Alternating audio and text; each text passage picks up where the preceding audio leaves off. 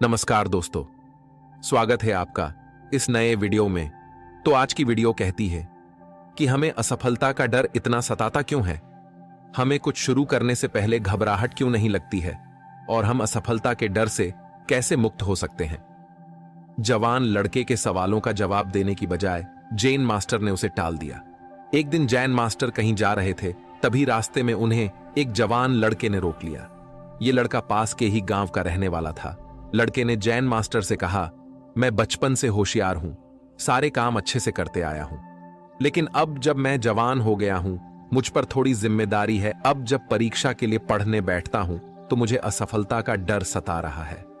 अब परीक्षा पास आने लगी है तो मुझसे पढ़ाई नहीं हो पा रही और मुझे कुछ समझ नहीं आता, इसलिए मैं आपके पास आया हूं। जैन मास्टर ने शांति से लड़के की सारी बातें सुनी और कहा, ठीक है, मैं तुम्हें एक गुफा दिखाने ले चलूंगा जहां तुम्हारे सारे सवालों के जवाब मिल जाएंगे। अगले दिन लड़का जैन मास्टर से मिलने आया और जैन मास्टर उसे कुछ दूर एक प्राचीन गुफा में ले गए। जैन मास्टर ने कहा, हम कुछ देर यहां बैठकर ध्यान करते हैं, फिर मैं तुम्हारे सवालों के जवाब दूंगा। लड़का आंखें बंद करके बैठ गया। तभी जैन मास्टर चुपके से गुफा से बाहर निकल आए और गुफा के अंदर आने वाले एकमात्र रास्ते को पत्थरों और लकड़ियों से बंद कर दिया। जैन मास्टर के अचानक गायब होने पर लड़का घबरा गया।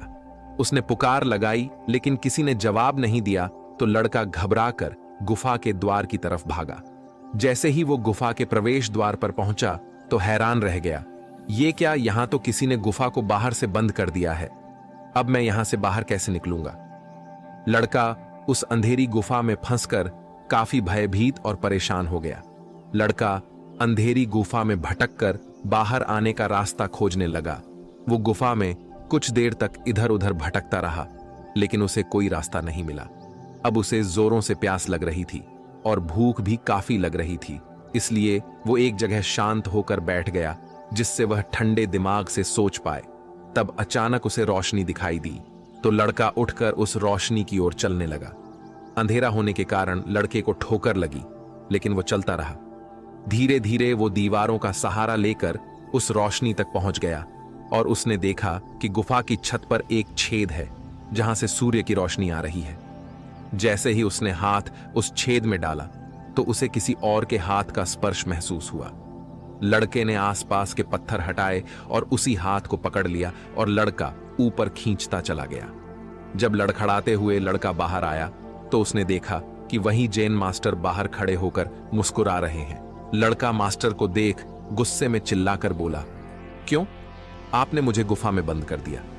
एक तरफ मैं अपनी परेशानी का समाधान के लिए आपके पास आया था और वहीं आपने मेरे साथ ऐसा किया। बाबा ने मुस्कुराते हुए कहा, अच्छा एक बात बताओ, तुम कभी इस गुफा में गए नहीं थे तो तुम इस गुफा से बाहर कैसे निकले। लड़के ने कहा, मुझे पता नहीं। जैन मास्टर ने कहा, अगर तुम उस गुफा में दोबारा जाकर देखो तो तुम्हें कीड़े बिच्छू भी नजर आएंगी, लेकिन फिर भी तुम बिना डरे आगे बढ़ते गए और बाहर निकल आए। जैन मास्टर ने कहा, इसके 3 कारण हैं। पहला, तुम्हें तेज प्यास लग रही थी और साथ में अपनी जान का डर था, यानी तुम्हें रास्ता खोजने की तीव्र इच्छा थी। दूसरा, तुम्हें एक रोशनी दिख रही थी जिसकी ओर तुम्हारा फोकस था, यानी तुम्हारा लक्ष्य एकदम साफ था। और तीसरी बात, कोई डिस्ट्रैक्शन नहीं था, तुम्हें कीड़े मकोड़े और बिच्छू भी नहीं दिख रहे थे, यानी तुम किसी प्रकार के डिस्ट्रैक्शन से विचलित नहीं हुए। लड़के ने कहा, मैं इन सब से क्या सीख सकता हूं। जैन मास्टर ने कहा, सबसे पहले ही स्पष्ट लक्ष्य। जिस तरह तुम्हें अंधेरी गुफा में एक रोशनी दिख रही थी, उसी तरह तुम्हारी आंखों के सामने तुम्हारा लक्ष्य स्पष्ट होना चाहिए और सोते जागते तुम्हारे सामने लक्ष्य ही होना चाहिए। इसलिए हर दिन सुबह जागकर तुम अपने लॉन्ग टर्म विजन को लिखो कि मैं यह परीक्षा क्यों पास करना चाहता हूं, मैं जीवन में ये क्यों बनना चाहता हूं। इसे पूरी भावनाओं से लिखो जिससे ये लक्ष्य पूरे समय तुम्हारी आंखों के सामने स्पष्ट बना रहे।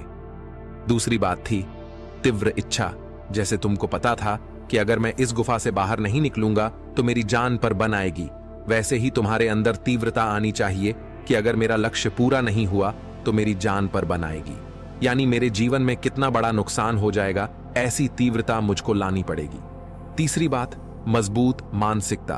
इन सब के लिए मन ताकतवर होना चाहिए। मन को लगातार भारी घटनाओं, लोगों की बातों का असर होता है। अगर तुम लोगों की बातें बिना बुद्धि का फिल्टर लगाए सुनोगे तो लोगों के डर को अपने अंदर खींच लोगे और सच मान लोगे। कोई कहता है ये काम कठिन है, कोई कहता है ये हो ही नहीं सकता।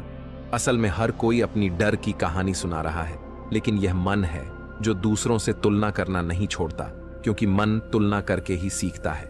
इसलिए तुम हमेशा अपनी तुलना पिछले दिन से करो।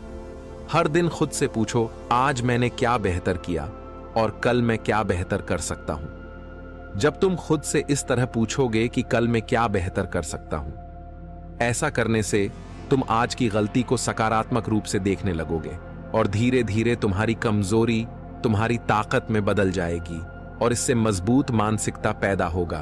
तुम्हें बाहर तुलना करने की जरूरत नहीं पड़ेगी। आखिरी बात, तुम्हें हर दिन लक्ष्य के बारे में सकारात्मक विचार सोचते सोचते सोना है और सुबह उठकर भी लॉन्ग टर्म विजन के बारे में सोचना है। ऐसा करने से यह लक्ष्य तुम्हारे अंतर्मन में बस जाएगा। तुम्हें पूरे दिन महसूस होगा कि मुझे एक इस लक्ष्य को हासिल करना ही है और तुम उस लक्ष्य तक पहुंच जाओगे। लड़के ने कहा, मास्टर आपकी बात सही है, लेकिन मैं हमेशा गुफा में थोड़ी ही बंद रहूंगा। असली दुनिया में बहुत बहुत अशांति है। मैं हमेशा इतना तीव्र एकाग्रता और फोकस कैसे बनाए रखूंगा। जेन मास्टर ने कहा, माना असली दुनिया में बुलावे हैं, लेकिन इसके बावजूद तुम अपने एकाग्रता पर अडिग रह सकते हो। बड़े बड़े लोगों ने ऐसे ही लक्ष्य हासिल किया है। तुम एक युवराज की कहानी सुनो। एक सम्राट ने महामंत्री को अपनी चिंता बताई। मंत्री जी, मुझे ऐसा लगता है कि युवराज चतुराई में थोड़ा धीमा है। तीरंदाजी हो या घुड़सवारी या तलवार चलाना, जिन कलाओं को मैंने 12 साल की उम्र में ही सीख ली थी, उन कलाओं को ये नौजवान 16 साल में भी नहीं सीख पाया है। मुझे यही चिंता होती है कि मेरे बाद ये कैसे इतने बड़े राज्य को संभालेगा। मंत्री ने कहा, सम्राट, मैं युवराज को कल ही अपने गुरु के पास ले जाता हूं। अगले दिन महामंत्री युवराज के साथ आश्रम पहुंचे। आश्रम पहुंचते ही महामंत्री ने बाबा को राजा की व्यथा से भरा पत्र पर सुनाया। बाबा ने कहा, मंत्री जी, युवराज को बुलाइए। जब युवराज सामने आया तो बाबा उसे गौर से देखने लगे। युवराज एक जगह खड़ा तो था, लेकिन उसकी आंखें स्थिर नहीं थीं। पता चल रहा था कि युवराज लगातार कुछ सोच रहा है। बाबा ने युवराज से कहा, तुम क्या सीखना चाहते हो?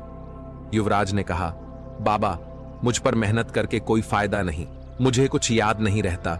बाबा ने मंत्री से कहा, आप युवराज को यहीं छोड़ जाइए। कुछ देर सन्यासी बाबा दूसरे शिष्यों से बात करते रहे, फिर अचानक बोले, युवराज, तुम्हें एक काम करना है। ये तेल से भरी हुई कटोरी है, तुम्हें इसे अपने हाथ में लेकर पूरे गांव का चक्कर लगाना है। युवराज ने मन में सोचा, चलो आसान काम है, इसमें कुछ दिमाग नहीं लगाना पड़ेगा। तभी अचानक बाबा ने कहा, युवराज, बस केवल एक शर्त है, तुम्हारे पीछे एक सिपाही तलवार लेकर चलेगा। अगर कटोरी से तेल की एक बूंद भी गिरी तो सिपाही वहीं तुम्हारी गर्दन काट देगा। युवराज की यात्रा शुरू हुई। 16 साल का युवराज हाथ में तेल से भरा पात्र और पीछे खुली तलवार लेकर चलता। सिपाही बाबा ने इस यात्रा में अवरोध पैदा करने के लिए रास्ते में कई लोग जमा कर रखे थे।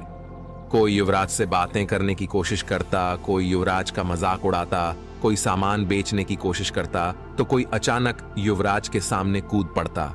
लेकिन युवराज अपनी आंखें तेल के पात्र पर टिकाए चलता रहा और ऐसे ही चलते चलते वो आश्रम वापस आ गया। फिर बाबा के सामने तेल की कटोरी रखकर गहरी सांस लेकर बोला, बाबा, तेल की एक बूंद भी नहीं गिरी। बाबा मुस्कुराए और बोले, अब तो मुझे ये बताओ कि मार्ग में तुमने क्या क्या देखा। युवराज ने कहा, बाबा, मेरा सारा ध्यान तो तेल की बूंद पर था। फिर जिसकी गर्दन पर तलवार लटक रही हो, जिसकी जान पर बन आई हो, वो यहां वहां कैसे देख सकता है। बाबा ने कहा, इसी तरह तुम्हें हर शिक्षा ग्रहण करनी है, फिर तुम सबका हो जाओगे। तुम जो पढ़ोगे वो एक बार में याद रहेगा। युवराज ने कहा, लेकिन बाबा, हर बार जान का खतरा नहीं होता, तो इतना ध्यान कोई शिक्षा में कैसे लगा सकता है। बाबा ने कहा, इस बात को समझो, युवराज, जब तुम किसी चीज पर ध्यान देते हो तभी तुम्हारी बुद्धि और शक्ति प्रकट होती है, नहीं तो तुम्हारे अंदर बैठी शक्तियां लगातार मंद होती जा रही हैं। इस बात को हमेशा याद रखो कि मृत्यु का जोखिम अभी भी है। तुम्हारे एक जगह मन न लगाने से तुम्हारी योग्यता ये मर रही है। इसलिए जो भी करो उसमें अपना संपूर्ण ध्यान लगा। कुछ ही समय में यह तुम्हारा स्वभाव बन जाएगा और तुम्हारे अंदर दबी हुई योग्यताएं उचित समय आने पर प्रकट हो जाएंगी। बाबा की शिक्षा लेने के बाद युवराज वापस लौट गया। उसके अंदर सारे डर समाप्त हो चुके थे। युवराज पढ़ाई, ज्ञान, विज्ञान, कलाओं में मन लगाने लगा। वो बड़ा हुआ और एक महान अर्थशास्त्री और सम्राट बना। दोस्तों, उपनिषदों का घोष है कि आप वही है जो आपकी गहरी इच्छा है। जैसी आपकी इच्छा है वैसा ही आपका इरादा है और जैसा आपका इरादा है वैसा ही आपका परिणाम है। जैन मास्टर ने आखिर में कहा, अगर आपके दिमाग में यह बात अटकी है जो आगे नहीं बढ़ रहा है वो नष्ट हो रहा है, जिसका सृजन नहीं हो रहा है उसका विनाश हो रहा है। अगर आप उपयोग ना करो तो आपकी सारी शक्तियां नष्ट हो रही हैं। अगर आपके मन में यह बात साफ है तो आपको फोकस करने से कोई नहीं रोक सकता। जैन मास्टर ने आखिर में लड़के से कहा, लक्ष्य पाने के लिए मन के अंधकार में लक्ष्य एक रोशनी जैसा स्पष्ट होना चाहिए। इसको पाने की तीव्र इच्छा होनी चाहिए और मजबूत मानसिकता होनी चाहिए कि कोई भी डिस्ट्रैक्शन या कोई भी बात या कोई भी अफवाह तुम्हारे मन को विचलित न कर सके। जैन मास्टर ने कहा, अगर ये 3 काबिलियत विकसित कर ली जाए तो ऐसा कुछ भी नहीं जो इन तीनों से हासिल ना किया जा सके। इसलिए इनका हर दिन अभ्यास करो। मैं करना तो चाहता हूं पर मन नहीं होता। मैं सुबह जल्दी उठना तो चाहता हूं पर उठ नहीं पाता। कल से पक्का मेहनत करूंगा। इस समस्या का सीधा हल है बर्निंग डिजाइनर, कुछ बनने की तीव्र इच्छा। तो दोस्तों, कैसी लगी आपको ये कहानी? आप हमें कमेंट सेक्शन में जरूर बताना और अच्छी लगी हो तो आप हमारी चैनल को सब्सक्राइब जरूर कर सकते हैं। तो चलिए मिलते हैं ऐसी ही कोई नई कहानी में। तब तक के लिए अपना ख्याल रखिए। धन्यवाद।